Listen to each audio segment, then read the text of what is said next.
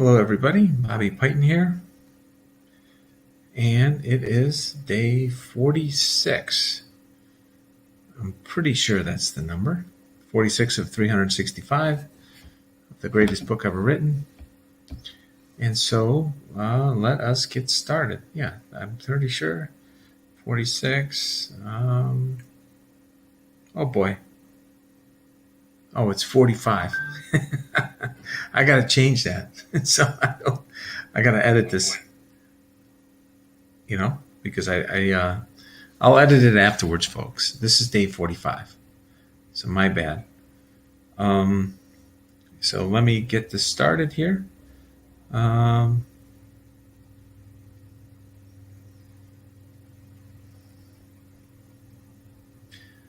second. How you doing, Mittens? How you doing, Maria? What's going on, Jules? Good to see everybody. And let me get this going here. Let's get to work here. Day 45, 365. Okay. And one more spot.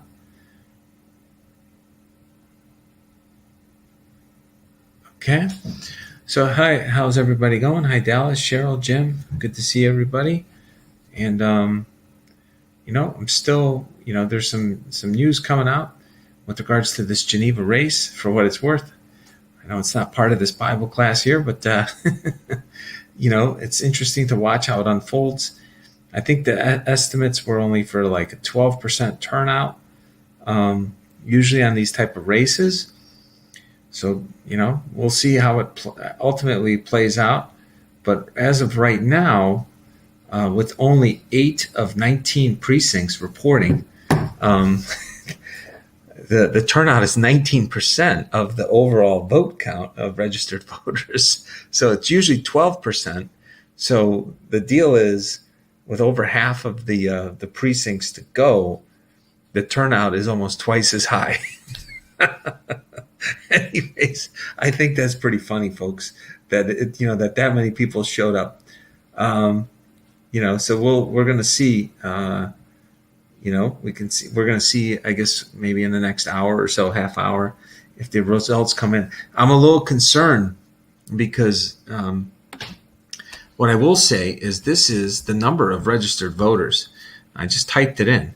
Now, if you notice, when these scumbags cheat, they love to sign it with 666 in the numbers and also 333. And I'm not kidding you, folks. If you look at the voter registration rolls and you look at these vote counts, they tie out to these satanic numbers. And so anyways, it's something to pay attention to. So I already sent a message to Tom, because obviously he's out there with a bunch of supporters. And I told him, I have a prior commitment. I screwed up and wrote 46, but this is day 45. So I'm trying to cut one day off, folks. I'm trying to shave some points, just like some of these politicians do with the vote count. So anyways, we're on day 45 of 365, 320 days to go. But it is pretty interesting how strong the turnout has been. And so I mentioned to him, given what's taking place, I do think that we should definitely look into, doing a recount immediately, because I don't trust these folks. I think every single election should be recounted, frankly, because of the amount of corruption that seems to be embedded in the system. And it's a very sad thing. But I do think that, there's no reason why both sides shouldn't agree to a full recount after each and every election, and make sure that it's the results are what the will of the people wanted it to be. So we're on Exodus 37. In this story, I know we've talked about this again, so I'm not exactly sure why, but in this Bible, in this 301-year Bible, they do seem to recycle some of these stories. And so I wish I knew. I didn't really look into why this is happening, but I've noticed it before. and they're building of the Ark of the Covenant. So then, in this story in Exodus 37, unless it's a repetition of another story that we already heard, they talk about the Ark, the Ark of the Covenant. That's 45 inches long, 27 inches wide, 27 inches high. So this thing wasn't that big, folks.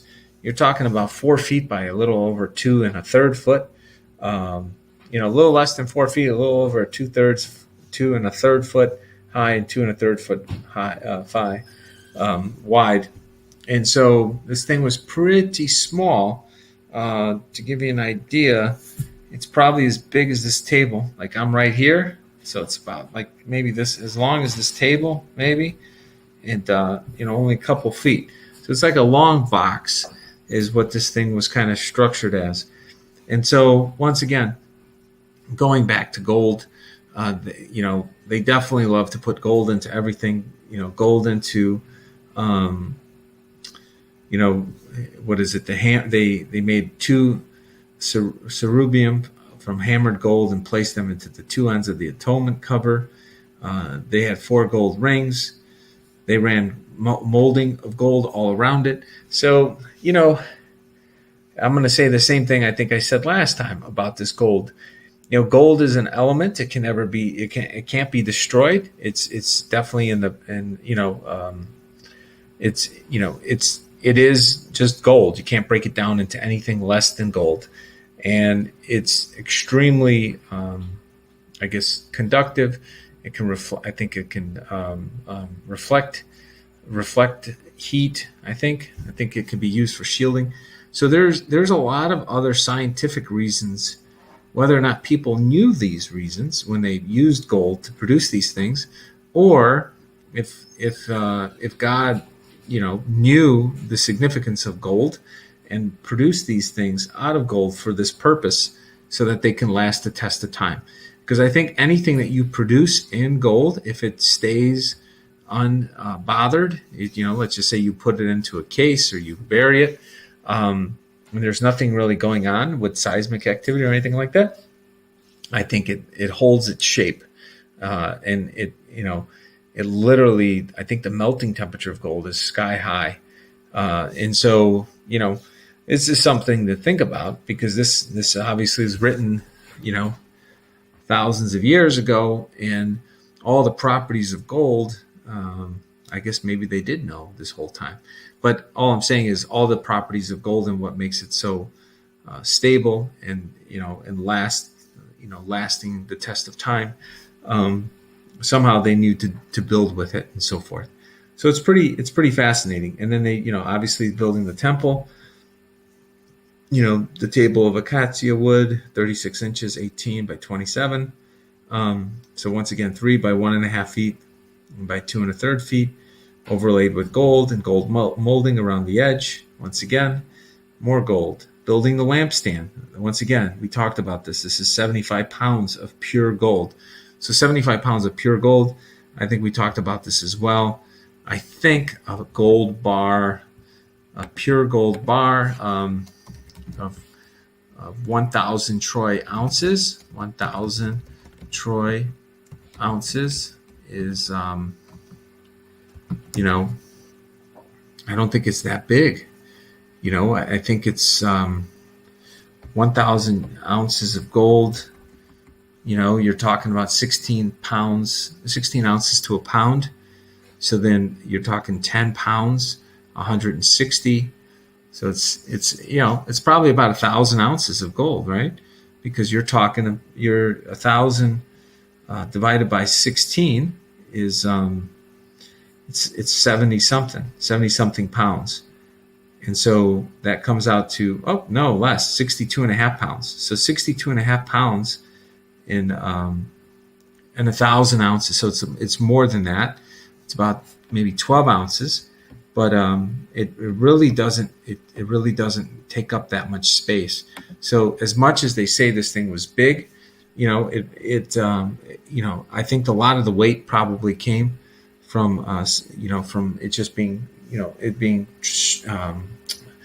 hammered out, so to speak, and stretched out. So Christian says, I've done a lot of research on the Ark and the Tabernacle. So Christian, since we've already covered this story again, if you or anybody else can provide some additional insights, that would be wonderful. I hated reading that book, and it gave me the creeps. I'm not sure what you're talking about, John, but Christian, what do you think? Let's hear what you have to say on the Ark and the Tabernacle.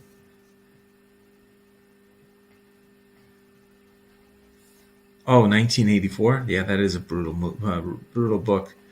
We are kind of living through it right now. No, there's no doubt about that. The Ark and the Tabernacle are the same. Okay? So what do you think the significance of them being the same is, if any significance? 1948 degrees. It's a pattern.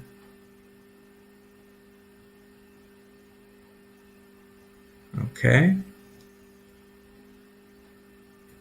Just scale long conversion. So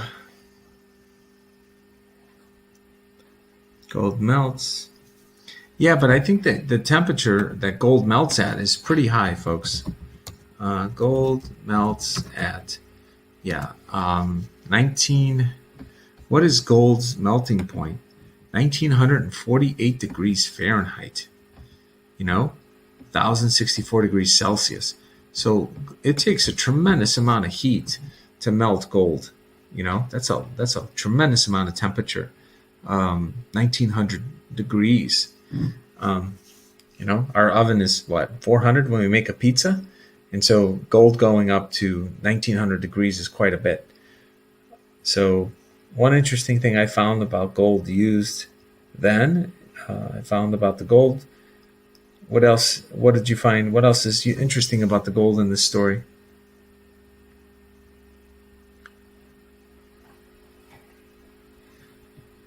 Okay.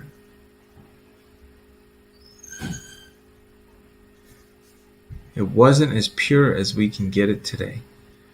Yeah, I just don't think they had the tools and the resources back then. So I think that they did the best that they could. I mean, I don't know how they got anything done. Think about us. Everything had to be done by paper before computers. You had to use a typewriter if you didn't write something out by hand. This is only like 30, 40 years ago. And so just as we're talking about 2,000 years ago, how long things would take to do back then versus, how long they take to do now is absolutely mind-boggling that they were able to do this stuff. Kind of like the pot now versus the pot in the 60s. I like that, Maria. There you go. The pot that they make now is really sophisticated with all the growing techniques.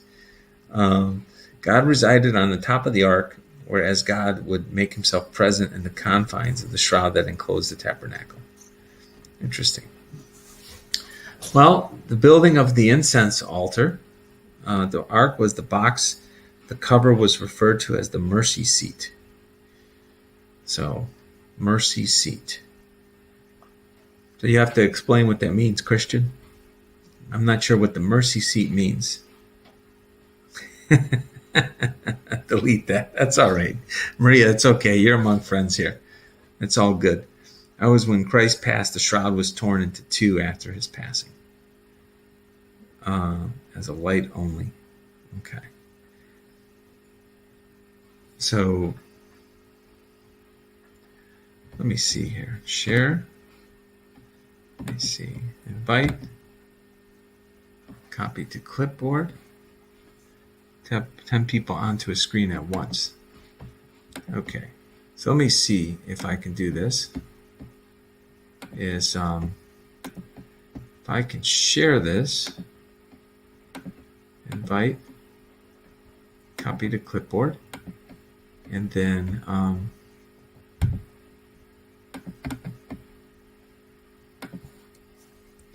let's see if we can chime in and have some people join the chat today. That's the StreamYard. So how about just one person jumps in at a time? So Christian, if you want to jump in, feel free. Click that StreamYard and let's see if we can get this thing working. Just want to say thank you for your thoughts. No problem, Guy. I found some notes that we studied the tabernacle in early 2000. Gold is not good. So if Christian, if you want to try that StreamYard that I copied, or feel free to, if somebody else wants to try it, let's see if we can do a couple people, and then kind of bring in some folks here and there to talk about this and have a more interesting dialogue on this one. Okay. So, anyways, obviously there's a lot of this story was covered before in Exodus 37, and maybe they're just referring to the same thing as before. So there's not a whole lot more to add. There was a lot of attention to detail, as we know. They did a lot of things with gold because of the value and the significance of gold. And so if somebody else wants to try to click that link that I posted in, see if it can work and you can get in. And then what I'll do is I did this thing here. Let's see here. If other people can join in, that would be pretty interesting. So got to give this a shot. Okay, so let's just go to Exodus 38. Building the altar of burnt offering. Once again, we kind of talked about this before. Let me see here. And so, once again, I think this is covered again because I remember all these dimensions, folks. It was 7.5 feet by 7.5 feet long by 4.5 feet tall. It was made of horns, each of the four corners, so that the horns of the altar were all one piece. And then it was overlaid with bronze. And then the altar utensils were bronze. The ash buckets, shovels, basins, meat forks, everything was bronze. And so, here we go. Cherry, how are you? Okay. Cherry, how are you? Can you hear me? Yeah, I can hear it, but Cheryl, I didn't type it right. Oh, okay. I was like, okay, Cherry. Hi, Cheryl. How's it going? Pretty good. That's good. So, let me see. There we go. This is a little better. So, what are your thoughts with regards to Exodus 37 or Exodus 38? No idea. I didn't even read it yet today. What's that? No idea. I haven't even read it yet today. Okay. So, do you have any thoughts about like all the attention to detail, or what? It just God just likes things perfect, and that's what the attention to detail, or do you think there's any other spiritual significance to? I don't know. It seems odd that he have to be real specific in everything he did there. Are you can you hear me okay? Because you're kind of cutting out a little bit. Yeah, I can hear you. Okay. So let me see here. What else? Where are you from? Butler, Pennsylvania. Oh, okay. So Butler, Pennsylvania. So what do you think about the the U.S. Senate run? Who's running for Senate out there right now? I don't know. know. Yeah, I know that. I think there's somebody that made an announcement today. I think you might have 2 or 3 people running. I think, and then because someone's retiring, if I'm not mistaken, Pat Toomey. I hope Toomey's going. Yeah, I think he said he's going to retire. So that seat's going to be wide open in 2022. Yeah, we need rid of both of them. Yeah. So I know there's going to be some kind of event 2 weeks from tomorrow in Pennsylvania legislature. There's a bunch of protesters. I think they're signing something. I heard, and they're going to deliver it to the Pennsylvania state legislature.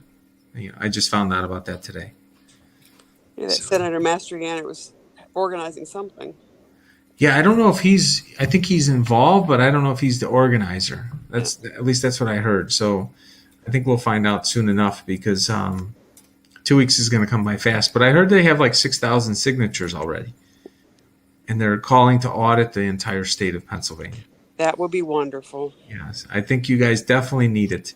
Going through the 67 counties, I've seen about 700,000 votes disappear. That was on the low end of the range. I think it was like 690, but upwards of 960,000 votes were destroyed in Pennsylvania in the election, based on my estimate. So I don't know. And I thought it was interesting because President Trump did cite 700,000. I think in either the end of December or early January, that 700,000 votes went missing. Did you get the deal settled with that fellow from Ohio that was doing the same work you were doing, or copying your work, or taking your work? I think at the end of the day, I think that I'm not going to. Um, I'm just going to kind of let the. I'm going to present my evidence of what I did, and then let people kind of make their own decisions and kind of keep it. I want to try to stay out of it and be neutral and say, look, this is what I did. Here's when I did the work. I did it in the beginning of December. Here's my Excel file. Here's my write up. Here's what I signed an affidavit for and sent it to Linwood about regarding Pennsylvania as well as Sidney Powell. And, here's how I created the numbers that I did. And then I think the people of Pennsylvania and the country could make their own decision. But I'm going to try to stay neutral on it because I talked to some friends about it and they said, look, Bobby, your best approach for what you do is just present the data, let people decide for themselves. Well, I don't know if it sounded exactly the same, because he didn't seem to care whether it was male or female or what party or anything. He just went on the population. Yeah, no, but I know, but I mapped all that out in Excel. So I'm going to share it. I'm going to put it onto my website, the initial Excel file, and let people download it and they can look at it. And you can see, you'll be able to see for yourself because the race is in Montgomery. So the race was for, I think, the 4th district. It was, I think, in Montgomery County, Pennsylvania, is the race that I did all this analysis for. Mm-hmm. So we'll find out soon enough, I guess. I'll just going to publish. I'll do a video on it and kind of explain that out. So, all right. Well, then, if you don't mind, let's maybe see if someone else wants to jump in. Okay. Is that cool? I guess you're going to allow 10 people, so I'll move out. Oh, there's 10. How many can go in? 10 people? I don't know how this works. I'm sorry, Cheryl. Thank you for coming in. I don't know. Here's the link again if somebody else wants to give it a shot. In other words, the laws, the features of the laws, they laid out the structure for salvation by Christ. And maybe they're figurative for spiritual realities.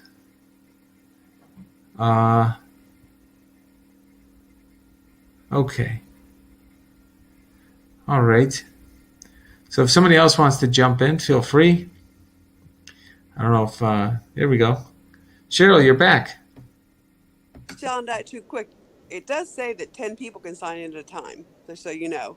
How do you do that? Okay, well then people can everybody wants to chime in. The more the merrier. Who else wants to jump in? Let me take a look here. Well, here's the link. The link is up here, folks. If more people want to chime in, feel free to jump in. Yeah, when I originally signed in, it says up to 10 people can sign in at one time. Oh, there we go. Here's Jacob. Let me see. There he is. Hey, Jacob, how are you doing? Okay. That's 3. So, Jacob, what are your thoughts on Exodus 37 and 38? Hi there. How you doing? Hey. Yeah, good to be with you. Good to be as well. Good to be with you. Thanks for joining us. Thanks for chiming in.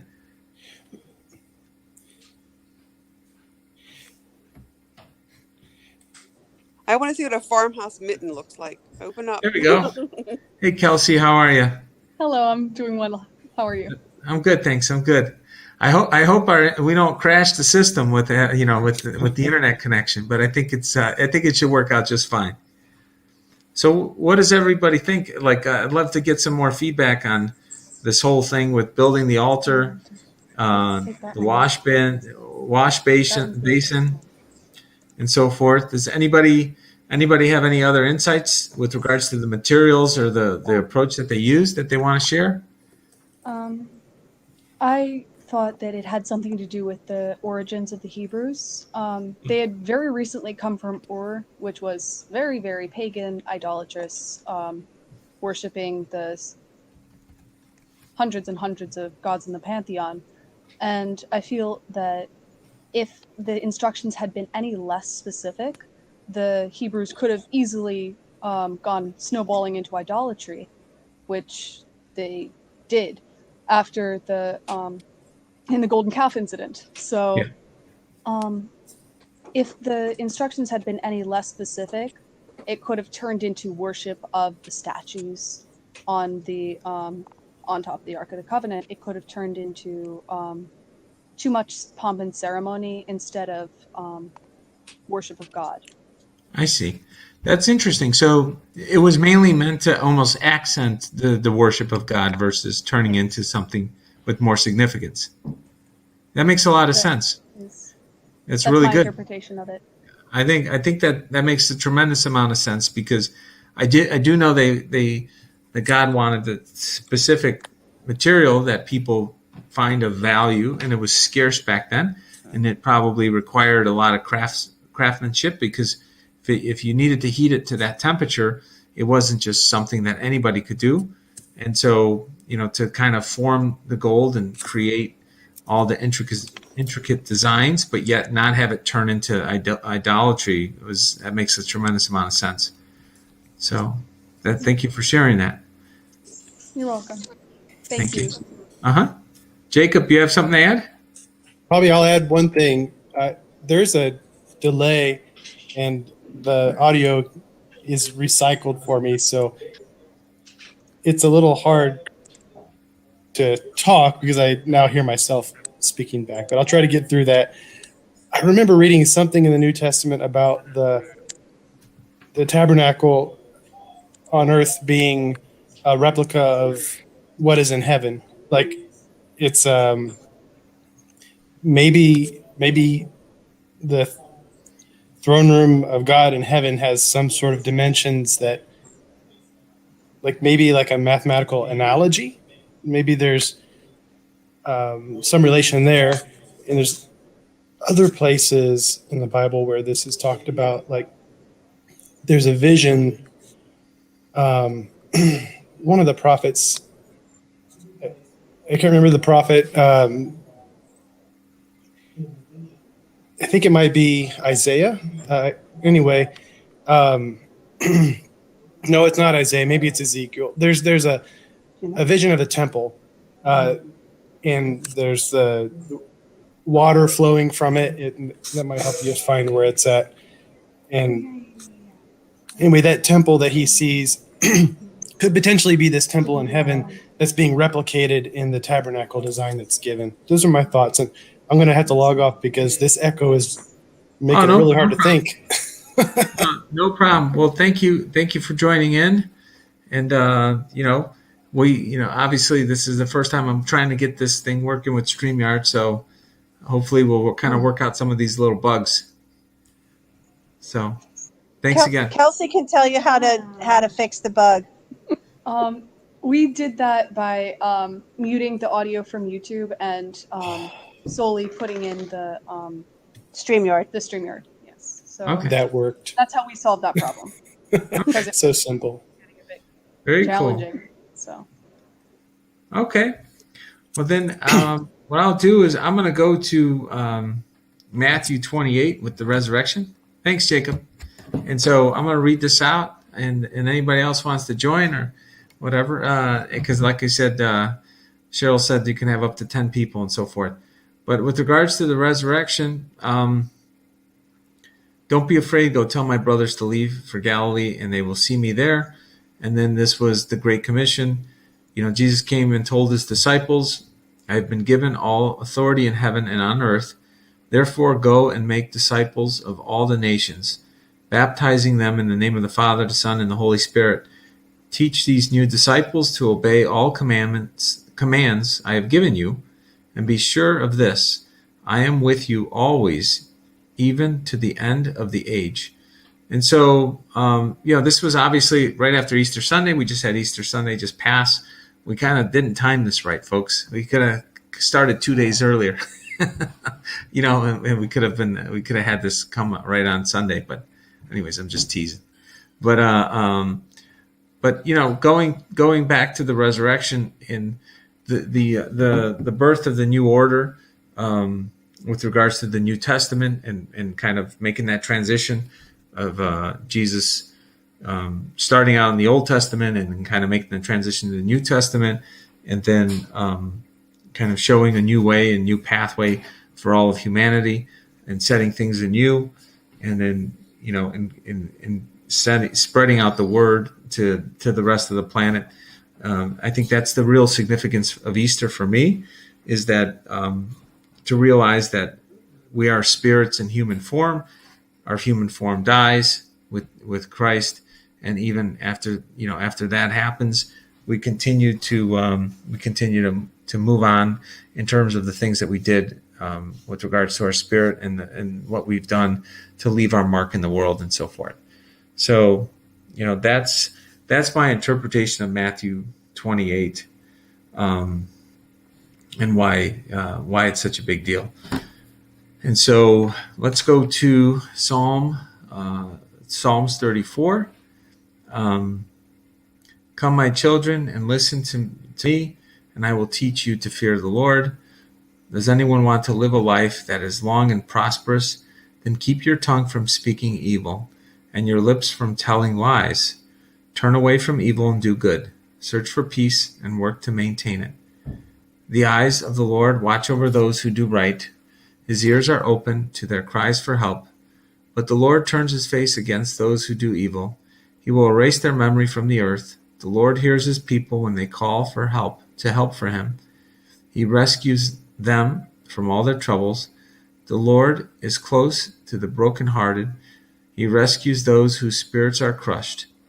The righteous person faces many troubles, but the Lord comes to the rescue each time. For the Lord protects the bones of the righteous. Not one of them is broken. Calamity will surely destroy the wicked, and those who hate the righteous will be punished. But the Lord will redeem those who serve him. No one who takes refuge in him will be condemned. And so, once again, obviously this is Psalms 34. This is a recurring theme that we've heard with regards to the teachings of the Bible and things that we've come across and so forth. And I don't know why we have Christian. We have this wonderful photo right here of Christian. I don't know how we take that off, but it is pretty funny because he's got this look like he's staring at me with the photo there. Sorry, I couldn't help myself with the way he looks. He's got a really good headshot on his photo. But but going back to Psalms 34 and in Christ and so forth and all these teachings, a lot of what we're going over are just they're unbelievable guideposts that we can use to when we're not sure what we should do. And I've heard that often in times, that people like to refer to the Bible if they're kind of stuck, and they like to pray and then go read some of the passages in the Bible. And now with the tools that are available, it's a lot easier to do searches for key concepts, key problems. And somebody's probably come up with a way already to make it easier to find something that's relatable. So if you're having a difficult problem at work, you could probably search it and find a really good story in the Bible to explain what you can do. I agree with the KISS principles too. Keep it simple, right? And so, when just reading this, if you turn away from evil and do good, it doesn't sound too hard, right? Just do the right thing. Don't tell lies. Then you only have to worry about keeping one story straight. It's not more complicated than that. Do the right thing because it's the right thing to do, and let the results fall the way they may. And right now in the world that we live in, I was talking about it today with some friends, and I was talking about it with my wife, and we live in a time where I think I wrote this earlier, and it is a little frustrating, and I think it ties into this a little bit, that right now we live in a world that ignores truth. We all know the truth of what happened last year. I think a lot of us know what happened. We all know in our hearts. We know what we saw. And even with all the truth that we've seen and the reality of what the truth is, things occurred that violated that truth. And I think that's why a lot of people are extremely upset, and they're still upset, and they're getting mobilized, and there's a lot of work to be done. It's not going to be easy. It's and there's going to be some victories along the way, but there's also going to be some defeats. And what I could say is, just because there's a lot too many people right now, it seems, that don't want to believe in the truth. I do think that we don't give up on the truth, and so we need to stay focused, stay true to the truth. Is that, if that's even though I guess I've never heard that before, but we need to stay true to the truth. We need to speak the truth regardless of how difficult it might be, because people deserve to know, and they need to make sure they make adjustments accordingly so that the lies don't turn into far worse evils. Because when somebody's willing to commit the smallest infractions, they get larger and larger as their lust for power grows. And that's an extremely dangerous thing. And I think we see it in politicians all the time, even in politicians that lose races and then move and try to get into a higher position. They're more likely to do it. It seems they seem as though they think that somehow things are going to be different. So it's an interesting phenomenon, folks. And I think it's important that we don't lose sight of that. Pay attention to the world. There's a lot of individuals that are pursuing evil things, and they do it in the name of what they think is righteous. And so how many times have we heard that before, where there's so-called righteous people that have control of the wheel, and then they do a lot of damage. George Bush is one of these individuals. We could just look at the damage that he did. Both of them. The 4 years under 88 to 92, and then in 2000 and 2008, I voted for Bush. I'm embarrassed to say, but he did a tremendous amount of damage to this country and around the world with some of the things that he did. But he did it by basically talking about what? Jesus. And he was a born-again Christian. So he used the Lord's name in vain.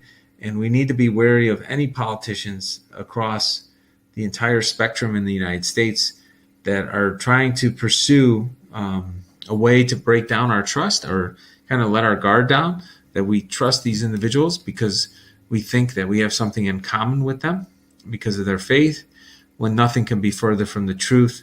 These people are not faithful. They will do, and they will use deception to try to take control and get people to support them, when all the while they're just laughing behind the scenes.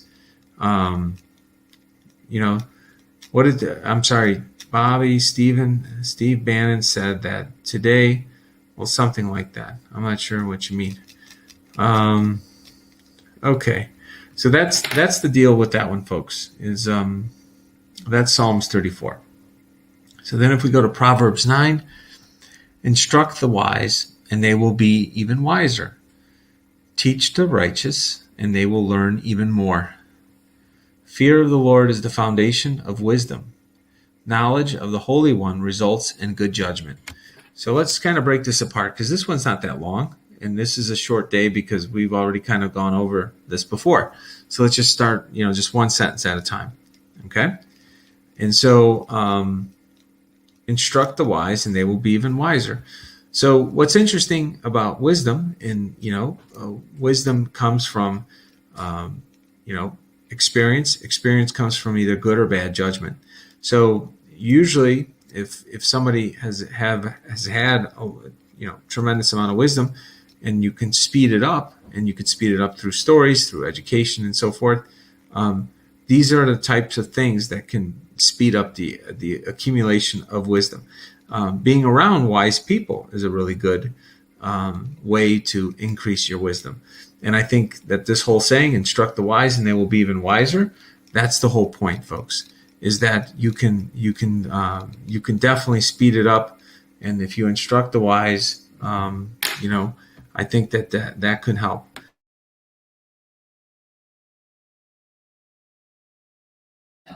Okay. And so, that's what I would say with regards to wisdom. You can study the roots of knowledge and speed up the accumulation and acquisition of wisdom. And you know, it's a pretty simple concept. You can either learn through pain or you can learn through pleasure. And the pleasure that I like to learn from is just reading books. And I like to empathize with mistakes that other people have made, but I try to minimize my mistakes. And when I'm in doubt as to what I should do, I do try to seek out the counsel of people that I consider to have wisdom. And I'll ask them for advice and listen to what they have to say, because I don't like to, I don't necessarily, my initial inclination, if I'm not where I think I need to be, I do try to make sure that I'm not misstepping or miscalculating. And I think that's the key thing to think about when you think about wisdom. So teach the righteous and they will learn even more. So people that are trying to do the right thing, and because it's the right thing to do, and they follow their heart and their mind when the two are in sync, that's what righteousness means to me. So when you do what you love and you try to do the right thing because you can't imagine doing anything else, I don't think you lie some of the time. I think you lie all the time. If someone just starts to lie a little bit, it is a bit of a weed, and then the weed continues to grow, and before you know it, it overtakes the way you communicate in the world. So that's why it's extremely dangerous to go down the path of even telling a single white lie. And, I've had this conversation, with my wife, because she's a financial planner and we work together, and I've talked to her about my career, doing what I've done, in the markets for people, for 25 plus years. Yeah, it's crazy when you say it like that. 25 years. Where the hell did it go, folks? So, doing this for 25 years, one of the things I'll say is, even a single mistake, like you made a mistake on something, you said you returned a phone call and you really didn't, and you didn't, but you said you did anyways. Unacceptable. When you're managing people's money, if you forgot to make a phone call, you tell them you forgot to make the damn phone call. If you forgot to send an email like you said you would, you tell them you forgot to send the email. But you should never ever lie, because it destroys trust. And if you're lying on small things like that, I think it can spread into other things. That's just my personal view. I don't know. I've never tested out that theory. I don't intend on testing out that theory. I just know that for me, I like to keep the story. I like to keep one storyline. So it's like, this is what I said I was going to do. This is what I think is going to happen. If something changes, I'm going to let you know. If things didn't work out the way I thought, I'll explain what I think went wrong. And I try to move past my mistakes quickly, and I try not to dwell on them, but I definitely don't try to brush them under the rug.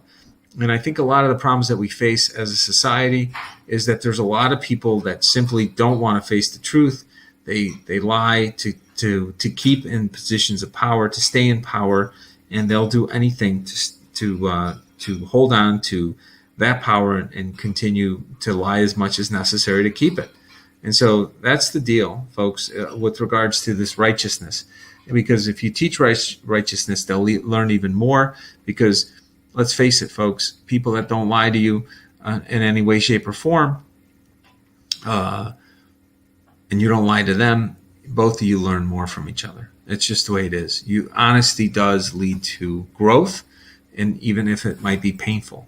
And that's the interesting thing, right? Because a lot of our relations with other people, there's some things that, they're withheld and they don't want to be said because they don't want, nobody likes to really be bad. Like, they don't like to see somebody be hurt by somebody, by your words. And it's a very delicate process if you're giving constructive criticism, because, you want them to learn the lesson, but you want to minimize the pain of the lesson. And you need to do it in a healthy way, because sometimes they do need to learn the pain. Maybe they have to feel some anguish and some difficulty and some uncomfortableness with what they did wrong. And that's okay. And that doesn't mean you love them any less if it's a child, or if it's a relationship with family and friends. You have to speak the truth, because if you don't speak the truth, your relationship, whether you like it or not, will drift apart. And people sometimes, they like to drift apart versus face the truth and have the conversations with each other. And so I think it makes a lot more sense to have the conversations. and as difficult as they might be. And I do think that they do get easier over time as you practice, like with anything else. So, okay, fear of the Lord is the foundation of wisdom. So if you think about wisdom, right, we went back to what? Wisdom is learning from mistakes. So if you learn from mistakes, or you learn from other people's mistakes, and you pick up knowledge, that's how you get wisdom. Well, if you fear the Lord, and then you learn what the Lord is not okay with, by default, you're learning how to make fewer mistakes. So if you learn how to make fewer mistakes, and you learn the knowledge of other mistakes that are described in the Bible, for example, it's going to be a really good foundation of wisdom. So that's my takeaway. Fear of the Lord is a good foundation of wisdom, because if you fear the Lord and you listen to the lessons, you're going to be more likely to speed up the process of accumulating wisdom. And I do believe those two things go hand in hand. John, I'm not sure what you said. I couldn't believe he said that. John Taggart, what are you talking about? Jim shared, share the rest with us. God says it's okay to share. Okay. I don't know. I'm missing a little bit of the conversation here to the right. I just looked over and somebody said, I can't believe he said that. Me either, TT. Okay. Hold on. I don't know what's going on here, folks. Let me see here. Yeah, let's see. Okay.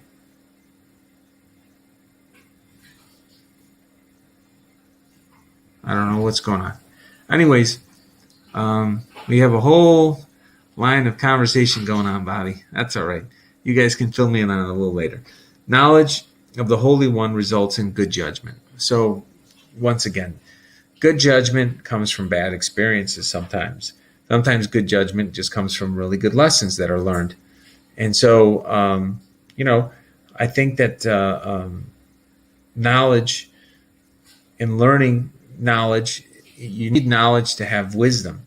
And so knowledge of the Holy One, which is the Lord, provides you with the foundation of wisdom.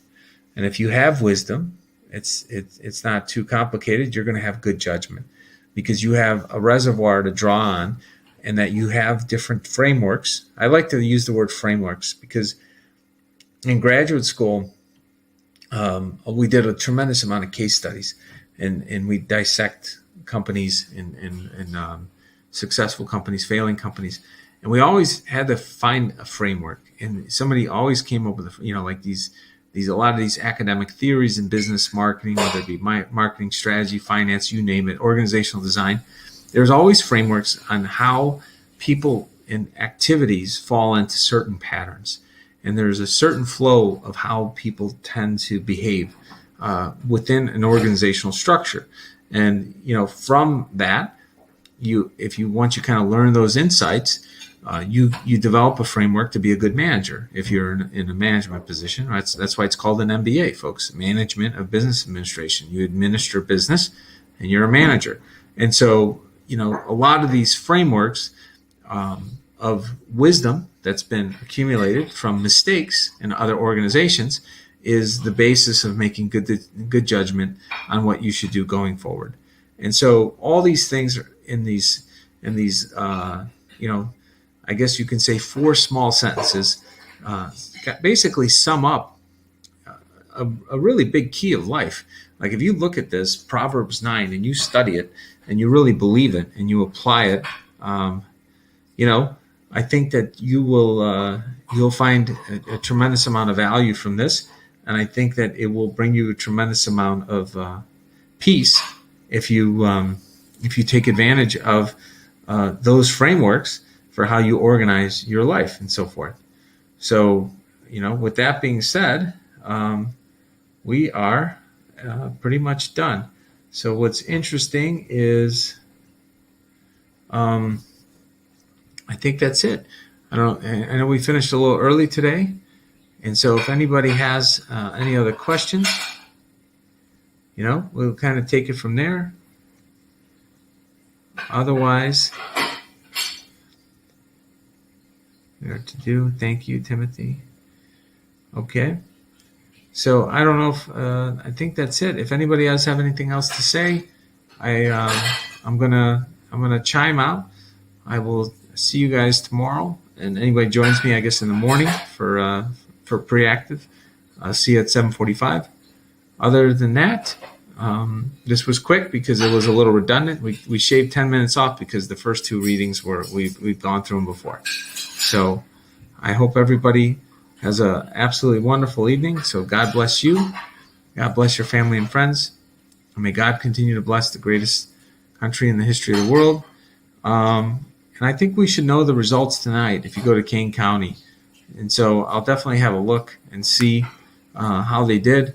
I know the estimated vote count was supposed to be about 12%, so I'm curious how many people showed up for this race and how it compares to other races. But I did mention to Tom that at a minimum, he should audit the vote and see if there's been any cheating, because it turns out like there was 1,500 votes that were cast prior to Election Day, which is sky high, when only 12% normally would be cast. So that's pretty crazy, folks. So we should definitely look into all that. So anyways, I'm curious to see how it all turns out. So God bless you. God bless your family and friends. And God bless the United States of America. And, have a wonderful evening. And I think Uncle Downer, all of us can work together to fix the country. And I think it's all of us just need to band together and do it. So peace be with you as well. And I will see you guys tomorrow. Have a wonderful evening. Thank you.